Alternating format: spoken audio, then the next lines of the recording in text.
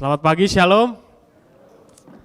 Ya, biasanya kalau pagi-pagi lagi hujan gini, saudara ya, paling enak itu tetap di kasur, tidur, gitu ya.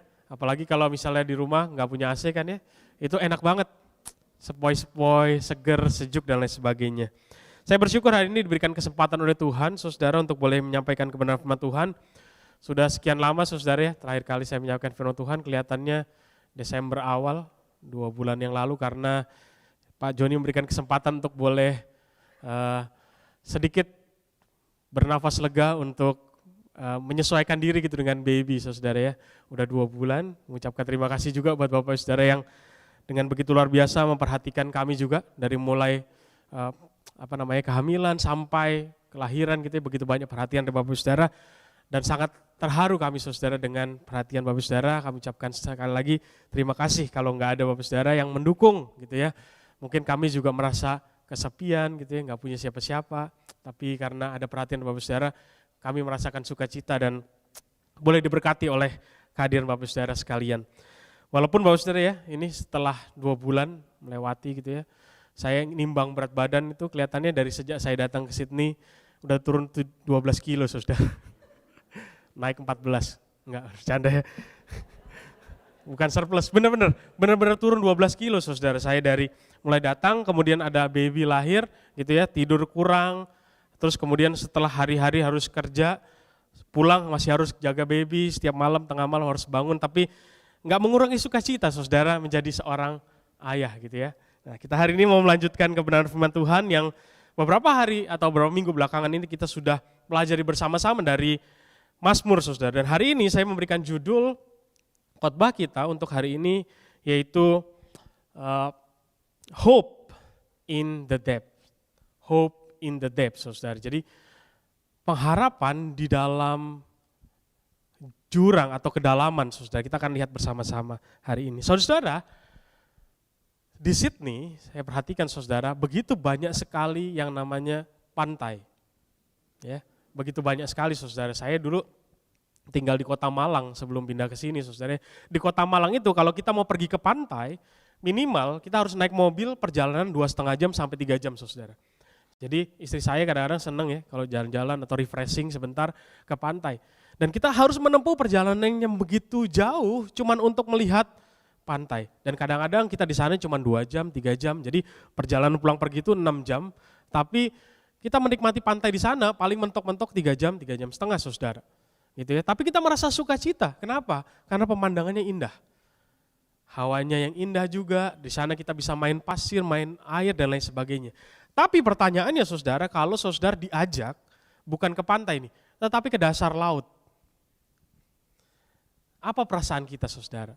Oh kalau diajaknya naik kapal selam yang bagus saudara ya, terus kemudian kita masuk ke dalam air, kita lihat pemandangan laut dalam yang indah, kita akan sukacita.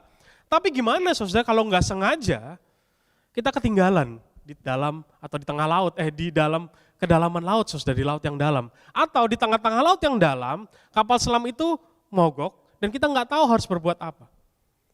Apa perasaan kita saudara? Takut, kita khawatir, bingung dan lain sebagainya. Demikian juga dengan firman Tuhan yang kita baca tadi saudara.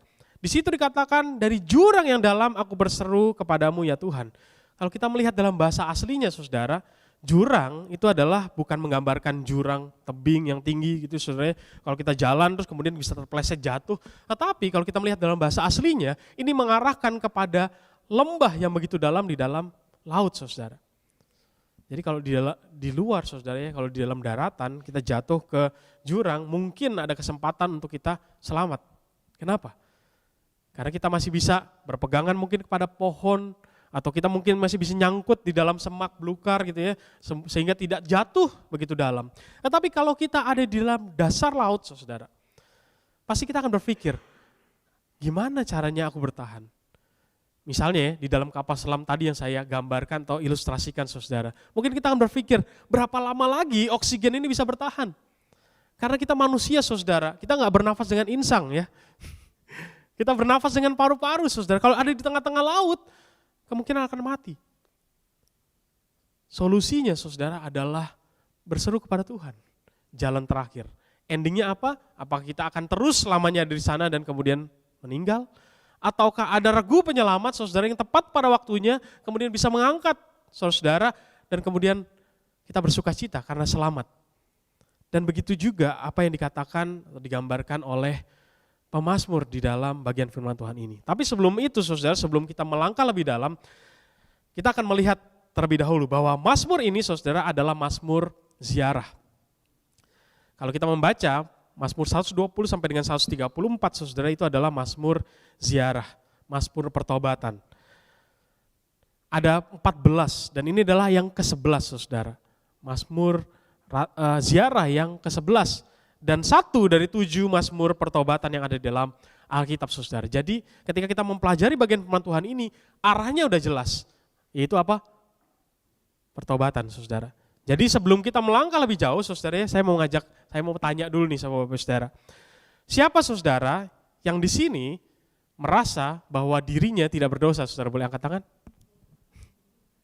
Enggak ada ya saudara. Yang kedua, siapa saudara di tempat ini yang merasa setelah kita menerima Kristus, gitu ya, diselamatkan, dibaptis, lahir baru saudara, terus kemudian kita merasa kita tidak pernah lagi berbuat dosa? Boleh angkat tangan saudara? Enggak ada ya berarti ya. Kalau ada saudara saya mungkin mau mempersilahkan untuk pulang. Tapi karena enggak ada saudara termasuk saya, berarti ini adalah khotbah yang cocok, yang tepat bagi setiap kita saudara. Kenapa? Karena firman Tuhan katakan setiap orang setelah berbuat dosa dan kehilangan kemuliaan Allah. Sekalipun kita sudah menerima anugerah Allah dan keselamatannya, firman Tuhan katakan juga roh itu penurut tetapi daging lemah. Sehingga selama kita masih ada dalam daging ini saudara, kita masih bisa berbuat dosa. Kita masih bisa kelelahan, kita masih bisa kelaparan. Dan di tengah-tengah pergumulan kehidupan kita bisa jatuh dalam dosa saudara. Dan itulah saudara digambarkan oleh pemazmur. Pemazmur ini adalah bukan orang yang tidak mengenal Tuhan saudara ya. Dia adalah orang yang mengenal Tuhan, yang dekat dengan Tuhan. Tetapi di tengah-tengah kedekatannya dengan Tuhan, dia mengatakan bahwa dia juga pernah atau sedang berada di dalam perasaan bersalah yang begitu dalam kepada Tuhan karena dosanya saudara. Kalau kita melihat saudara bagian firman Tuhan ini dibagi menjadi 4 bait. Bait yang pertama adalah bisa dikatakan tangisan dari pemazmur kepada Tuhan. Itu ada di ayat pertama sampai dengan ayat kedua. Di bagian yang kedua adalah keyakinan, statement keyakinan dari sang pemazmur tentang siapa Allah. Yang kemudian dia nyatakan doanya, di mana dia berseru kepada Tuhan. Yang ketiga saudara, ayat kelima sampai keenam adalah masa di mana pemazmur itu menantikan pertolongan daripada Tuhan. Dan yang terakhir adalah gambaran keselamatan yang diberikan kepada Tuhan, hasil dari ungkapan atau kerinduan dari pemazmur menantikan pertolongan yang datang daripada Tuhan. Yang pertama saudara, 3 bait pertama itu ditujukan kepada Tuhan. Maka itu kalau kita baca, saya akan bacakan sekali lagi buat saudara ya. Dan bait yang keempat itu ditujukan kepada jemaat Tuhan. Saya akan bacakan versi terjemahan baru yang kedua. Dari jurang yang dalam aku berseru kepadamu, ya Tuhan. Tuhan dengarkanlah suaraku. Kiranya telingamu menaruh perhatian kepada suara permohonanku. Jika engkau ya Tuhan mengingat kesalahan, Tuhan siapakah yang dapat bertahan? Tetapi padamu ada pengampunan supaya orang takut akan engkau. Aku menanti-nantikan Tuhan, jiwaku menanti-nanti dan aku mengharapkan firman-Nya. Jiwaku mengharapkan Engkau Tuhan lebih daripada pengawal mengharapkan pagi. Daripada pengawal mengharapkan pagi. Berharaplah kepada Tuhan, hai Israel, sebab pada Tuhan ada kasih setia. Dan banyak sekali pembebasan dilakukannya. Dialah yang akan membebaskan Israel dari segala kesalahannya. Demikian bunyi firman Tuhan saudara. 3 bait yang pertama itu adalah keluhan dan ungkapan hati daripada sang pemazmur kepada Tuhan. Tapi setelah semuanya itu berlalu, apa yang dia tujukan kepada Tuhan melalui ungkapannya saudara, kemudian dia balik. Menjadi ajakan kepada jemaat Tuhan. Kita akan kebetulan saudara ya, bagian firman Tuhan ini adalah bagian firman Tuhan yang pendek, hanya 8 ayat, dan kita akan breakdown satu persatu makna dari kebenaran firman Tuhan ini saudara. Yang pertama, ayat pertama dikatakan, dari jurang yang dalam aku berseru kepadamu ya Tuhan. Seperti yang tadi saya sudah katakan saudara ya, di sini menunjukkan keadaan di mana pemazmur bukan dalam keadaan yang baik-baik saja saudara. Bukan karena dia tidak diberkati Tuhan, bukan karena dia tidak ditolong, disertai Tuhan dalam kehidupannya, bukan karena dia tidak dipelihara oleh Tuhan, tetapi karena kesalahannya sendiri. Ini yang berbeda saudara, seringkali kita sulit untuk datang kepada Tuhan ketika kita itu jatuh di dalam dosa karena kesalahan kita sendiri. Ya, kalau pergumulan hidup itu karena mungkin masalah ekonomi, mungkin karena kita ditinggalkan orang yang dikasihi, gitu ya, atau mungkin karena pergumulan-pergumulan yang lain yang bukan karena kesalahan kita saudara, seringkali kita gampang datang kepada Tuhan. Tuhan tolong, kenapa sih Tuhan mengizinkan pergumulan ini? Tetapi ketika kita berbuat dosa saudara, dan kemudian kita merasakan dampak akibat dosa itu, kita menjadi sungkan kepada Tuhan. Kita sungkan datang kepada Tuhan. Maka itu banyak saudara ya, kalau saya melayani generasi muda di Indonesia, gitu ya. Ketika ada yang habis berbuat dosa, hidup yang gak benar saudara, kemudian hilang dalam gereja. 2 minggu, 3 minggu gak datang, terus kemudian kita mau gak mau harus datengin ya, kunjungan, tanyain kenapa, gini dan lain sebagainya. Setelah teman-teman yang lain pergi, setelah kunjungan gitu ya, kita ngobrol lebih pribadi gitu ya. Ternyata permasalahannya adalah karena ada dosa yang kemudian membuat dia sungkan untuk datang kepada Tuhan. Kok aku gak berani datang kepada Tuhan, kenapa? Takut. Aku habis berbuat salah dan lain sebagainya. Takutnya Tuhan marah, menegur aku dan lain sebagainya. Itulah kondisi keadaan kita saudara. Terkadang karena keberdosaan kita, karena kita jatuh ke dalam dosa yang begitu dalam, kita itu sudah gak tahu lagi harus berbuat apa. Sekali berbuat dosa, kita mungkin masih bisa sembunyikan tangan saudara. Kedua kali, ketiga kali dan lain sebagainya. Sampai kepada posisi atau state di mana kita nggak bisa berbuat apa-apa, hanya Tuhan solusi dan jalan menuju keluar dari lembah kekelaman itu saudara. Digambarkan dari jurang dalam seperti tadi saya katakan saudara ya, gambarnya adalah pemazmur ini membayangkan dirinya sedang berada di dasar laut dan gak tahu lagi harus berbuat apa. Sehingga dia berseru dan berteriak kepada Tuhan di ayat kedua, Tuhan dengarkanlah suaraku. Tolong telingamu diarahkan kepada seruanku. Saudara, bagian firman Tuhan ini, para penafsir menafsirkan bahwa ini adalah sebuah gambaran sebetulnya pengenalan Allah dari sang pemazmur. Yang pertama saudara ya, dia tahu dia menggambarkan dirinya ada di tengah atau di dasar laut. Tetapi dia mengenal Allah. Allah ini adalah Allah yang maha mendengar, dan sekalipun di tengah-tengah dosanya atau dimanapun pemazmur berada, Tuhan itu mampu untuk mendengar setiap keluh dan kesah kita saudara. Ini adalah pengakuan sebetulnya. Tuhan itu mampu loh mendengar setiap seru doa kita. Tuhan itu mau loh. Maka itu dia mengingatkan kepada Tuhan, ayo Tuhan please tolong dengarkan suaraku. Karena Engkau adalah Allah yang sanggup mendengarkan doaku. Tolong arahkan telingamu dan perhatikanlah aku. Kira-kira seperti itu saudara. Kondisi di mana ada keputusasaan. Zaman sekarang saudara, ini adalah masa yang ya bisa dikatakan berbeda ya dengan zaman-zaman yang lalu.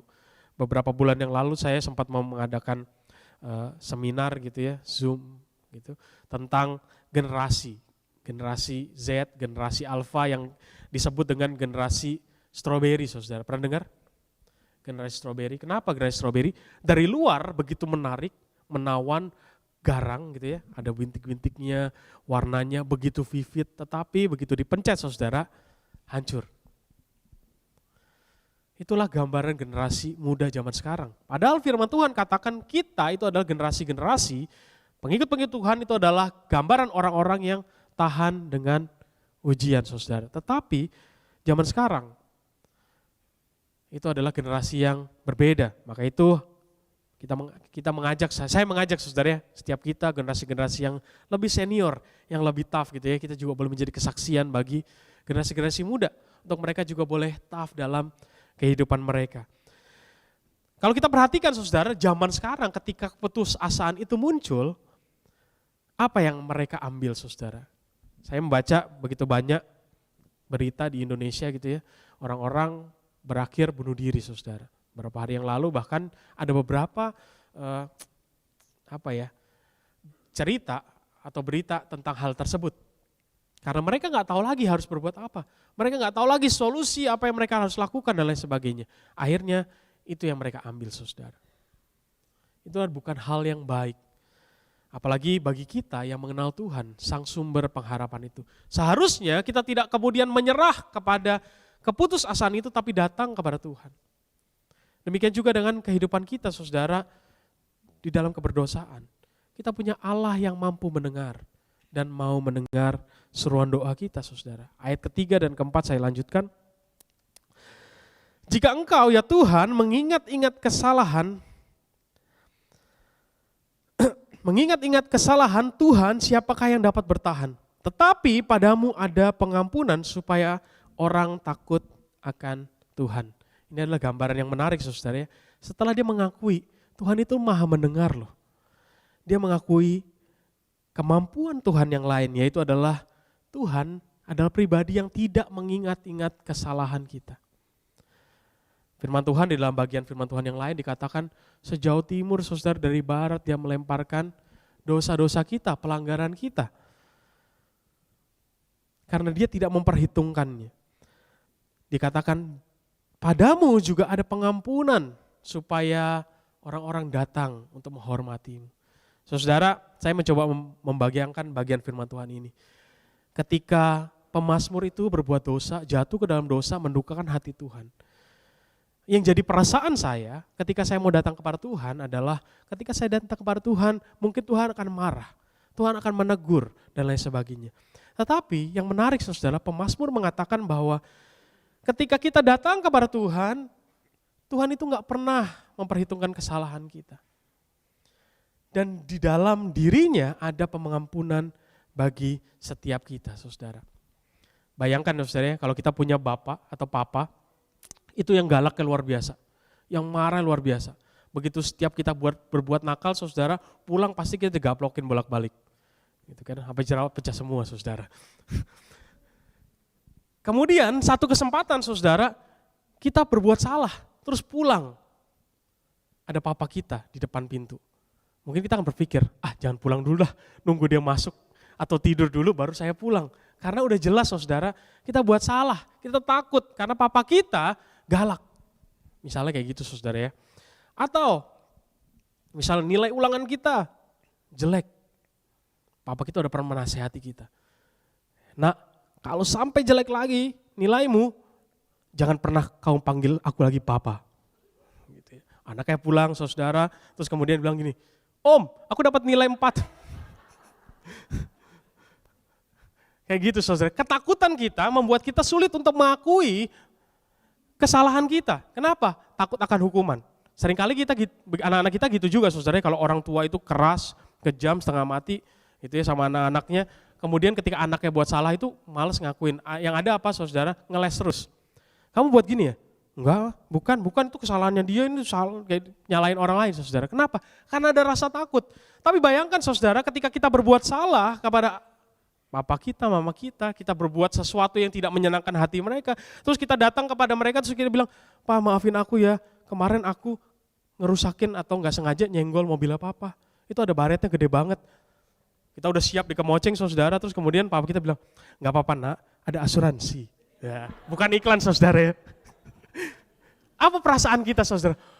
Lega yang katanya nggak jadi dimarahin. Tadi papaku nunggu di luar tuh, kalau aku tadi pulang cepet, aku bisa mandi, makan enak, tidur cepet. Tapi gara-gara aku takut, aku jadi harus nunggu papa tidur baru pulang. Tapi Tuhan kita bukan Tuhan yang demikian saudara. Kalau Bapak Saudara menyelidiki bagian firman Tuhan di dalam Alkitab, kita akan melihat setiap kali kita datang kepada Tuhan dengan perasaan, Tuhan aku sedang bersalah kepada Tuhan, aku mau bertobat. Tuhan gak pernah menolak saudara. Yang ada teguran, kemudian hajaran Tuhan itu muncul ketika kita gak sadar kalau kita sedang berdosa. Ketika kita gak sadar kita berdosa, Tuhan itu sering kali menghajar kita. Tetapi ketika kita menyadari kesalahan kita dan dosa kita, dan kemudian kita datang kepada Tuhan, dia selalu datang dengan tangan terbuka saudara. Maka itu kenapa di dalam ilustrasinya Tuhan Yesus itu menggambarkan ketika dia menceritakan tentang anak yang hilang saudara.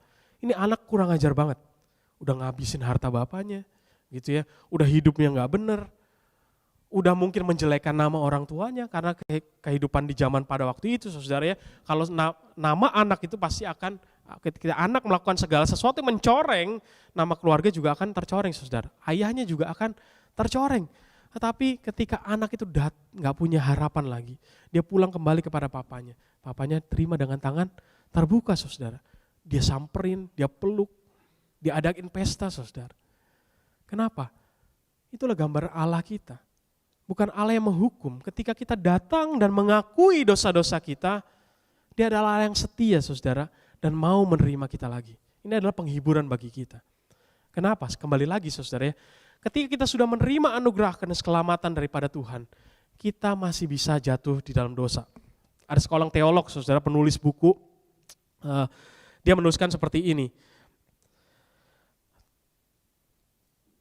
To be forgiven by God, to be initiated in the life of God's kingdom, is to be transferred from one narrative, the narrative of death, dealing sin, to the narrative of God, reconciliation in Christ.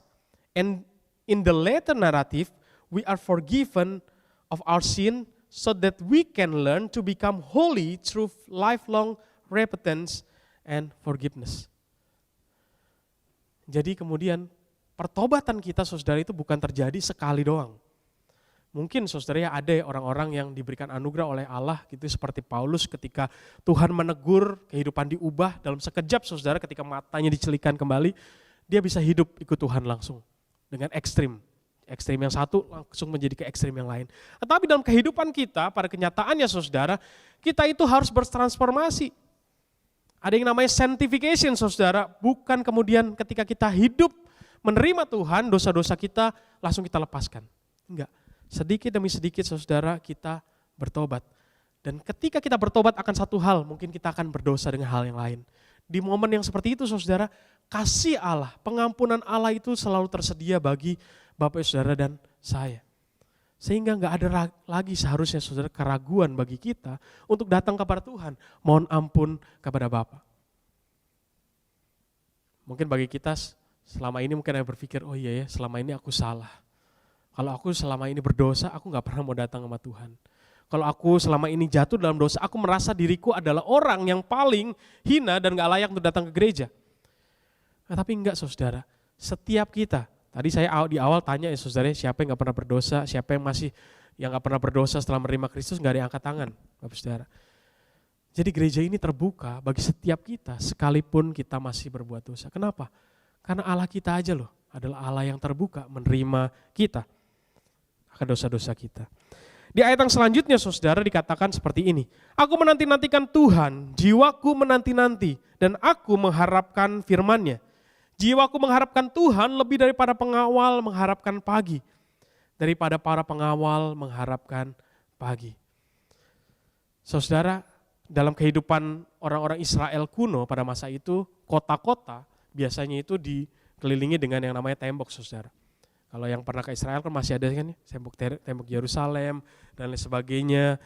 Di sana biasanya saudara ketika malam hari itu ada diberikan pasukan atau penjaga-penjaga yang berjaga-jaga di tembok-tembok itu.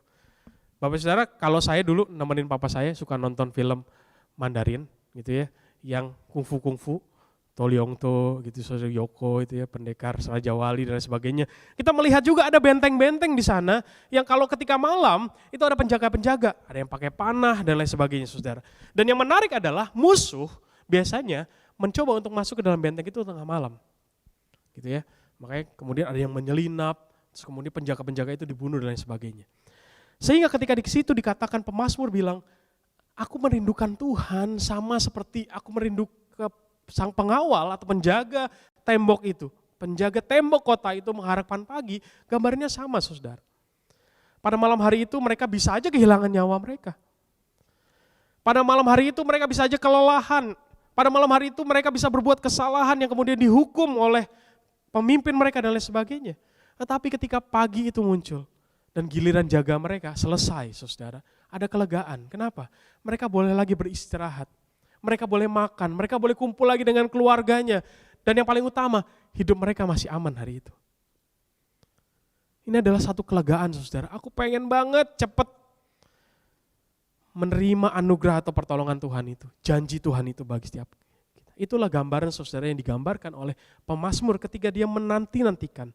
Tapi yang menarik saudara adalah satu bagian firman Tuhan yang di dalam Alkitab LAI sekalipun dalam terjemahan baru itu bagi saya kurang tepat untuk diterjemahkan. Yaitu adalah bagian ayat kelima, bagian yang kedua saudara. Aku mengharapkan firman-Nya. Mungkin bagi kita saudara ketika kita membaca bagian firman Tuhan ini, mungkin kita akan bertanya-tanya kenapa pemazmur yang sedang dalam kondisi yang tidak baik itu kemudian menantikan firman Tuhan. Mungkin kita akan bisa berpikir bahwa firman Tuhan itu melegakan, memberikan harapan dan sebagainya. Tetapi kalau kita melihat dalam bahasa aslinya saudara, bagian firman Tuhan ini itu tidak berkata demikian. Dalam bahasa aslinya, Walid Baroh dan Hoaleti. Walid Baroh, Hoaleti saudara, ini kalau dibaca, itu artinya and in his word I put my hope. Jadi berbeda ya, bukan saya menantikan perkataan Tuhan atau mengharapkan firman Tuhan, tetapi kepada perkataan Tuhan aku menaruh harapanku. Kira-kira seperti itu saudara. Di dalam perkataan Tuhan ada pengharapan. Maka itu saudara, kenapa banyak orang-orang Kristen kemudian berkata gini, aku nih ikut Tuhan udah puluhan tahun, udah lama banget. Tapi setiap kali ada pergumulan, aku gak pernah bisa merasakan Tuhan itu hadir dalam kehidupanku. Bahkan aku gak pernah bisa merasakan bahwa dia adalah pengharapanku. Kenapa saudara? Ya ini jawabannya, karena mungkin kita gak pernah membaca firman Tuhan. Kita hanya baca ketika hari Minggu saudara, bersama-sama dengan pemimpin pujian. Tapi di hari-hari yang lain, kita enggak lagi baca firman Tuhan. Padahal firman Tuhan katakan di dalam firman Tuhan ini terkandung harapan-harapan. Dan di dalam firman Tuhan itu kita bisa menghantungkan harapan kita saudara. Allah tuh Allah yang seperti apa sih? Bener gak sih Allah yang mengampuni? Enggak. Makanya aku udah lama gak mau datang ke gereja. Korupsiku banyak dan lain sebagainya saudara. Mungkin kadang-kadang kita berpikir seperti itu. Kenapa? Karena kita gak tahu Allah itu adalah Allah yang begitu baik, yang menantikan kita pulang, datang ke hadapannya, mengakui dosanya dan menerima anugerah itu, menerima pengampunan itu. Ini adalah menjadi ingat-ingatan bagi kita saudara ya. Saya di dalam tahun ini berkomitmen saudara untuk membaca Alkitab sekali lagi dari awal. Kebetulan ada Alkitab LAI 2, terjemahannya agak berbeda dan kemudian saya setiap hari mencoba untuk membaca bagian firman Tuhan ini. Ngikutin bacaan Alkitab setahun saudara, tapi supaya lebih cepat saya baca 2 kali supaya setengah tahun bisa selesai satu bagian firman Tuhan. Dan yang menarik saudara, ketika saya membaca bagian firman Tuhan dengan terjemahan yang lain, saya menemukan keindahan-keindahan Tuhan yang lain. Ada janji Tuhan yang diperjelas, ada kebaikan Tuhan yang diperjelas, ada hal-hal lain yang tadinya mungkin agak membingungkan, harus baca tafsiran dulu, tapi kemudian lebih jelas. Maka itu saudara, saya juga menghimbau kepada kita untuk kita lebih dekat lagi dengan Tuhan melalui kebenaran firman Tuhan.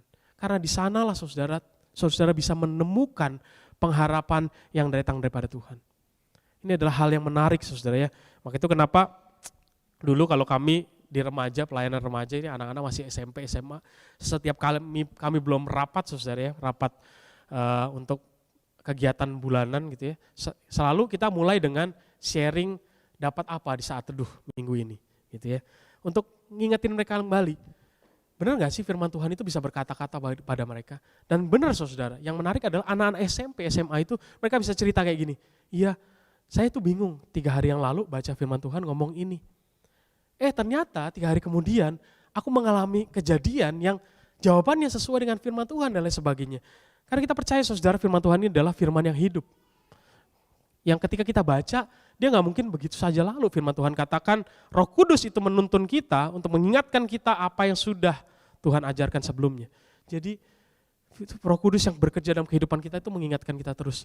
Kalau kita menghadapi tantangan dalam kehidupan kita, permasalahan dalam kehidupan kita, dia mengingatkan ada satu bagian firman Tuhan loh yang bisa menjadi kekuatan bagi kita, yang menjadi pegangan bagi kita untuk kita terus melangkah di dalam tangan Tuhan. Roma 15 ayat 4 itu mengatakan seperti ini ya, satu bagian firman Tuhan yang menarik. Sebab segala sesuatu yang ditulis dahulu telah ditulis untuk menjadi pelajaran bagi kita, supaya kita teguh berpegang pada pengharapan oleh ketekunan dan penghiburan dari kitab suci.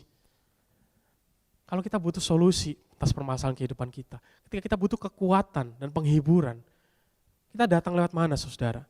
Melalui firman Tuhan, ini Alkitab yang katakan. Paulus mengatakan bahwa supaya kita teguh berpegang pada pengharapan. Pengharapan yang mana? Yang keluar dari firman Allah. Jadi ketika kita mengatakan bahwa aku adalah orang yang punya pengharapan. Pengharapan kepada siapa? Kepada Tuhan. Lewat apa? Ada janjinya yang Tuhan telah sediakan bagi kita di dalam firman Tuhan, saudara. Mudah-mudahan kita terus boleh bertumbuh di dalam firman Tuhan dan kebenarannya. Satu teolog juga saudara ya, namanya Edward McHenry Bounds. Dia adalah seorang penulis buku-buku, begitu banyak buku yang ditulis dan banyakkan bukunya ditulis tentang doa saudara. Kemudian dia katakan seperti ini. Hope is essential to faith. Faith is necessary to prayer. And prayer is the only way to receive the blessing of God. Therefore, hope comes through the word of God. Jadi ini adalah seorang ahli, penulis buku yang ahli, menulis begitu banyak buku tentang doa saudara. Dia katakan di situ, pengharapan itu penting loh bagi iman kita. Kalau kita nggak punya pengharapan, iman kita itu nggak punya dasar sebetulnya. Dan ketika kita punya iman itu penting untuk kita datang kepada Tuhan berdoa. Kalau kita nggak punya iman saudara, apa kita bisa datang kepada Tuhan untuk berdoa? Enggak.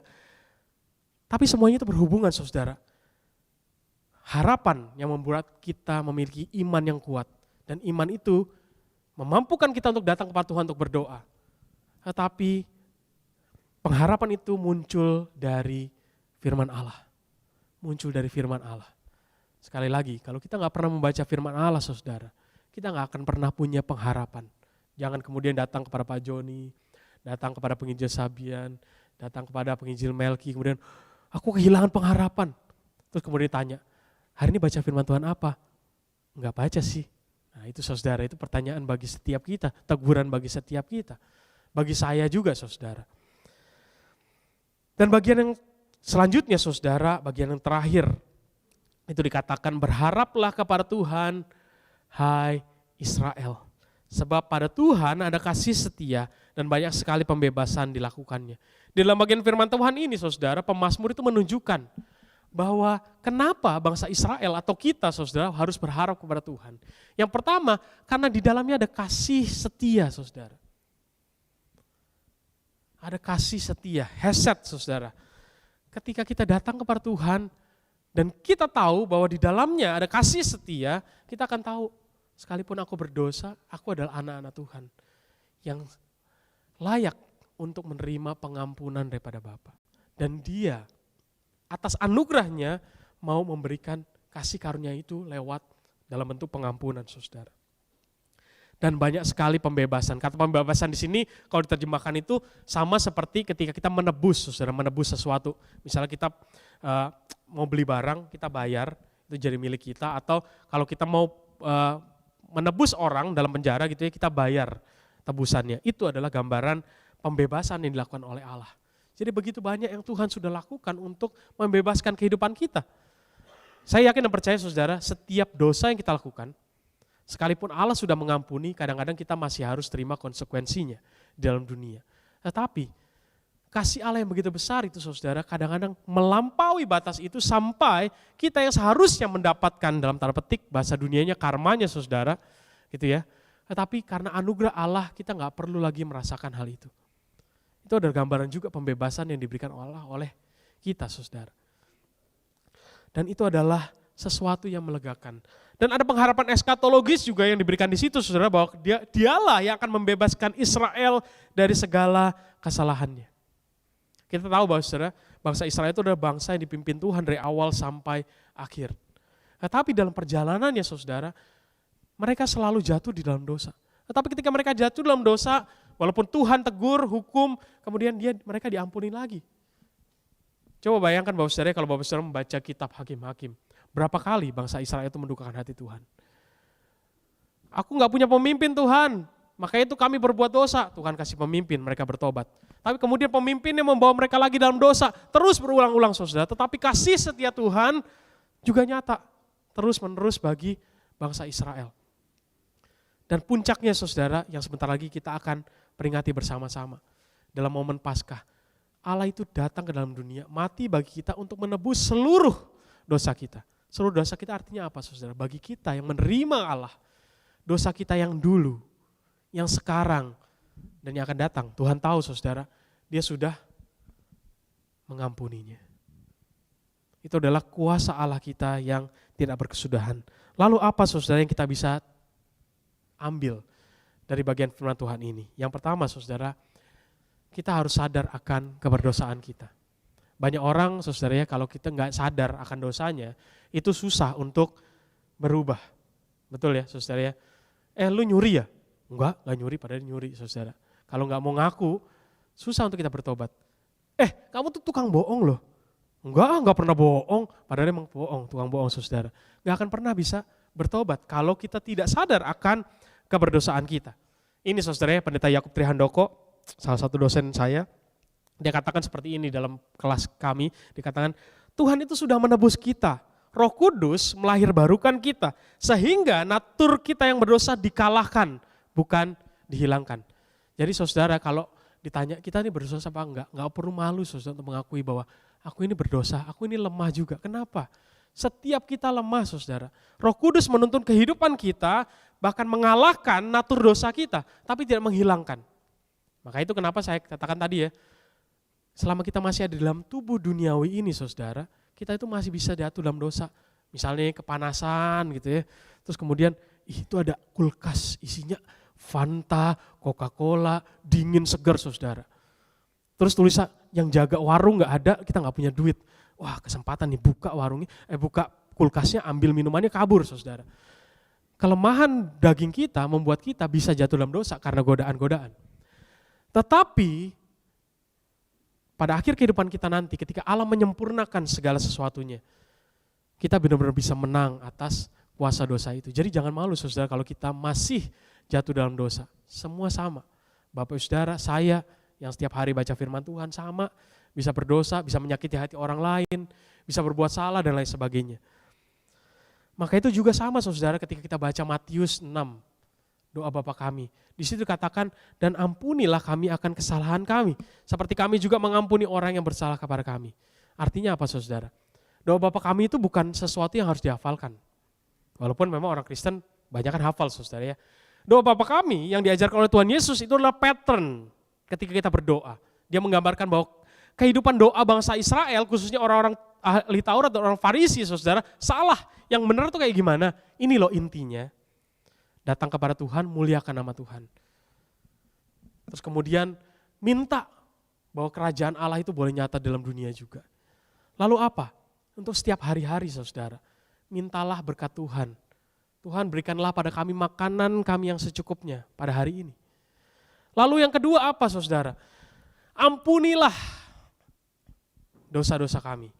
Seperti kami mengampuni orang yang bersalah kepada kami. Kadang-kadang yang bagian kedua dihilangin sama kita saudara. Dan ampunilah akan kesalahan kami, terus diem. Baru lanjut bagian selanjutnya. Kenapa? Karena susah kita mengampuni orang lain kadang-kadang.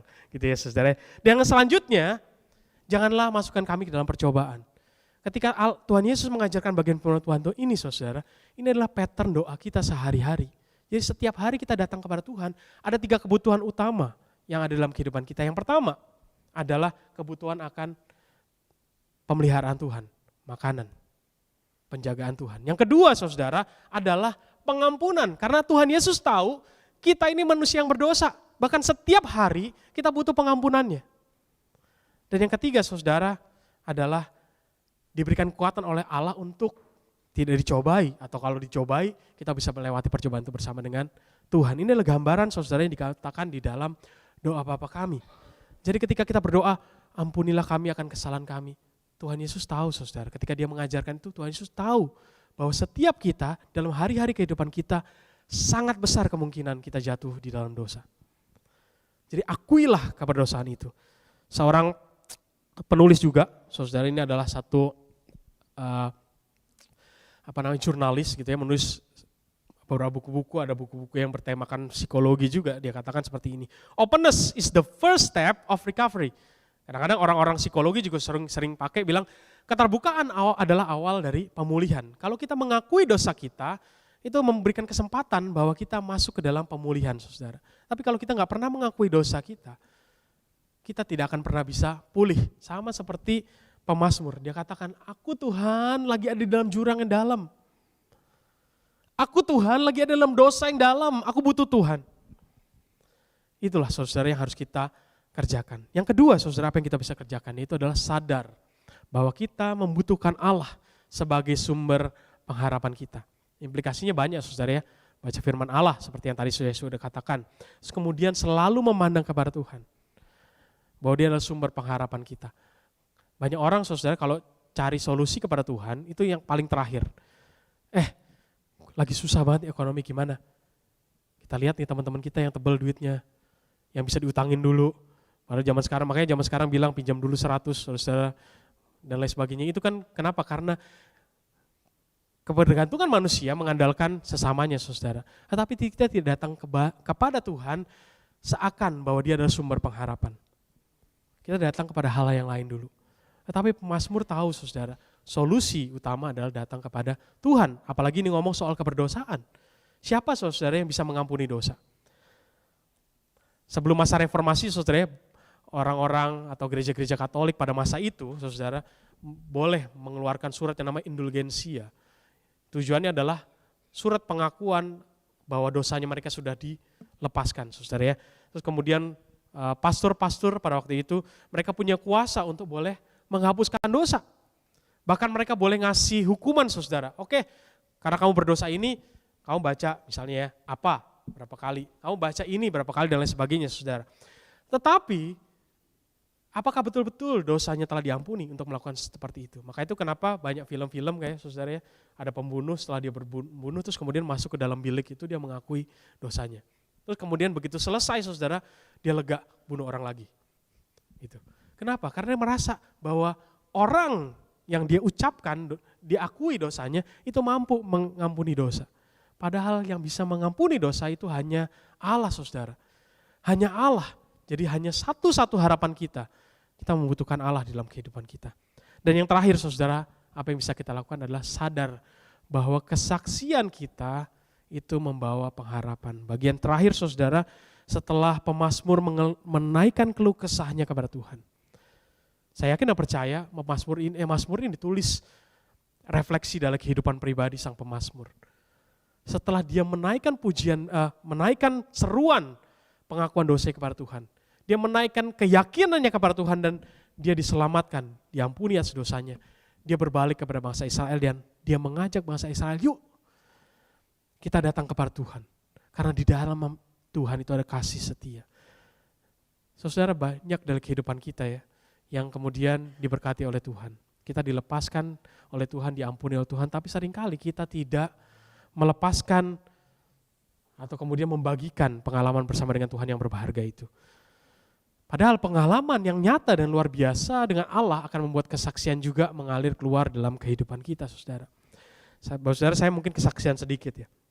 Dalam proses kehamilan istri saya, saudara, kita itu kan sebelum melahir itu membuat list yang isinya apa kebutuhan baby, saudara. Ya kita tulis semua, istri saya membuat list dengan begitu detail dan lain sebagainya. Satu kesempatan saudara, kita tuh kepingin beli breast pump waktu itu, karena itu kebutuhan juga ya, supaya malam istri bisa istirahat dan saya bisa gantian untuk kasih minum buat babynya gitu ya. Terus kemudian kita lihat tuh harga-harga dari breast pump. Dilihat, ini ada merek yang baik nih, yang tahan lama dan lain sebagainya. Oke, kita beli merek itu yuk. Terus kemudian kita lihat, harganya ternyata mahal banget. Kita beli yang paling murahnya aja yuk, kita bilang kayak gitu ya.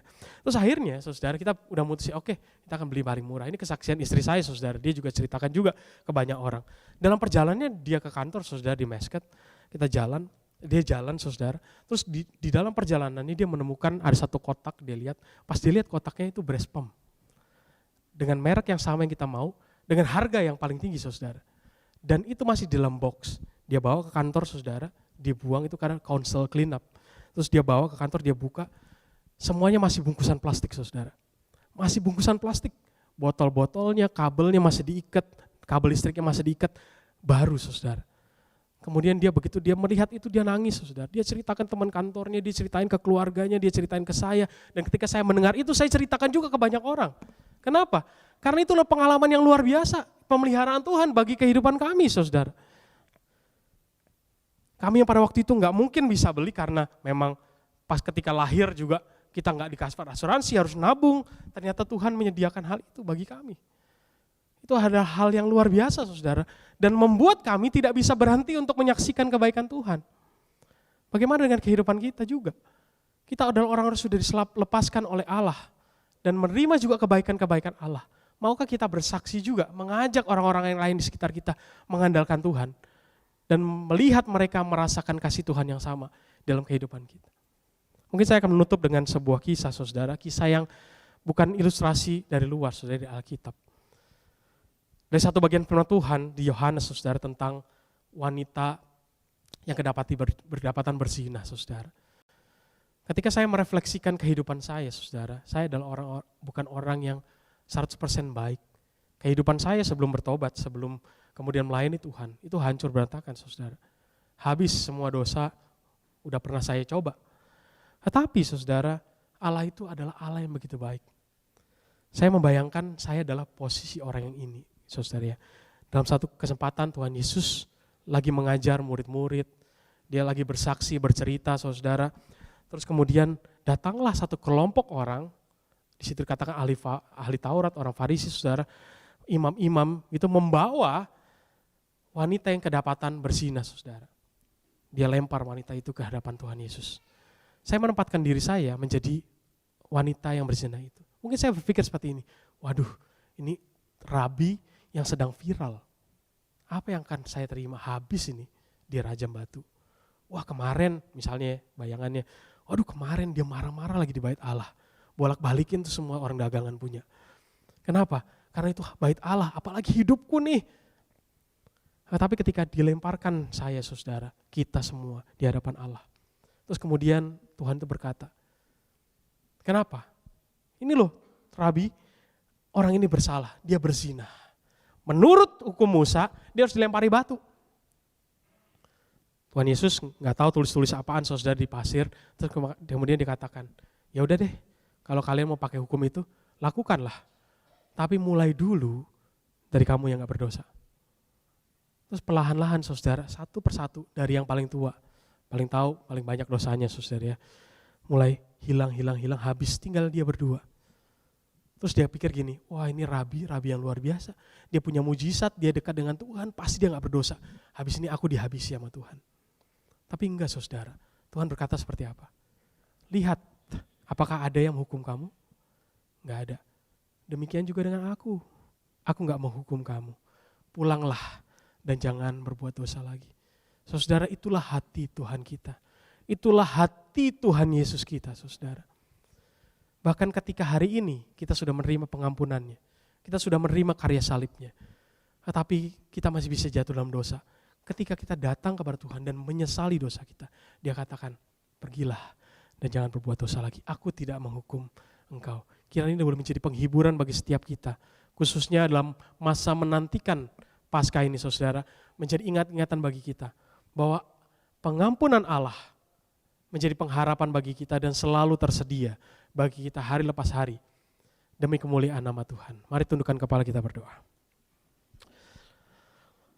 Allah Bapa kami yang baik, kami bersyukur Tuhan satu bagian firman Tuhan boleh menguatkan kami. Bahwa kami punya Allah yang luar biasa.